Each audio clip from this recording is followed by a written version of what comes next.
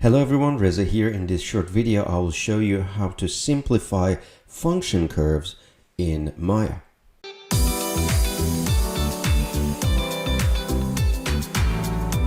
You basically need to simplify the object's function curve.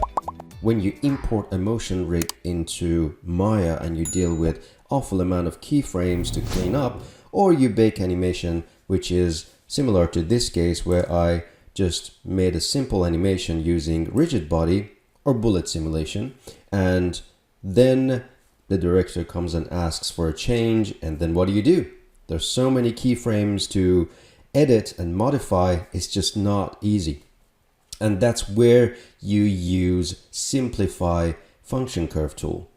Now, the tool is inside the graph editor, and you can see my graph editor is just full of keyframes. Now, be careful that this tool is not designed to give you the perfect result right off the bat.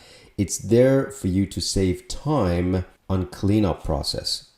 So what do I mean by that? Instead of you going here and say, well, this is where the object doesn't even move, I need to press delete. This tool does that for you. I deal with one channel only, but remember, when you bring a character from a motion rig into Maya, you've got thousands of keyframes on different channels across the board. So this tool can be a massive time saver. Now let's see how we can do that. So with the graph editor open, you select the channel that you want. Well, obviously I have only one channel, but if you bake animation on multiple channels, you receive keyframes per frame on multiple channels. So you gotta select the channel that you want, and then you go to Curve, Simplify Curve, and Option Box. I'm going to reset the tool. First things first, time range, you've got start and end, time slider, or all, which is your time range. My time range is my time slider, so I don't need to change anything. Simplify method is basically the new algorithm, which is dense data, versus classic, the old algorithm. I always suggest you guys to use dense data instead of classic. Classic really doesn't remove keyframes in equal spaces. And then we have time tolerance and value tolerance. Let's talk about them.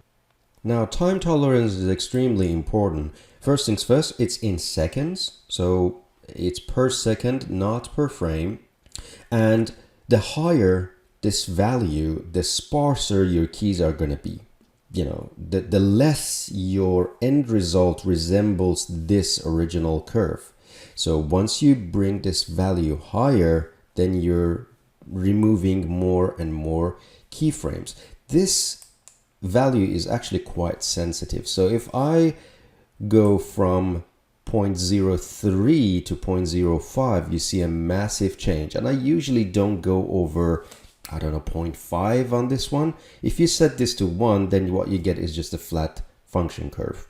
So I probably use, I don't know, maybe something like 0.43 maybe. So lowering this, resulting more keyframes. I don't want to remove too many keyframes. And value tolerance, to be honest with you, I barely touch that.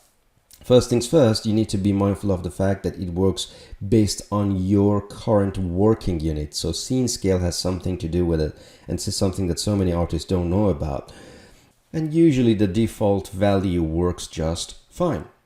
So with that out of the way, and with my channel selected, I'm just going to go simplify.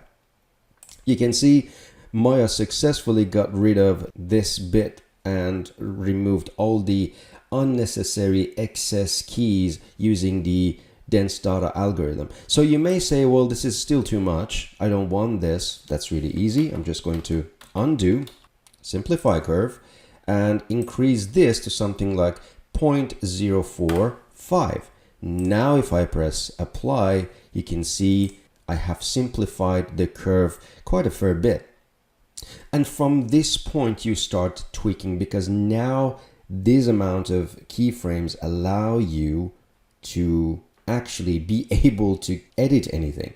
So first things first, I can probably select this value and paste it on here, because I noticed this is higher than this. Now both areas hit the ground.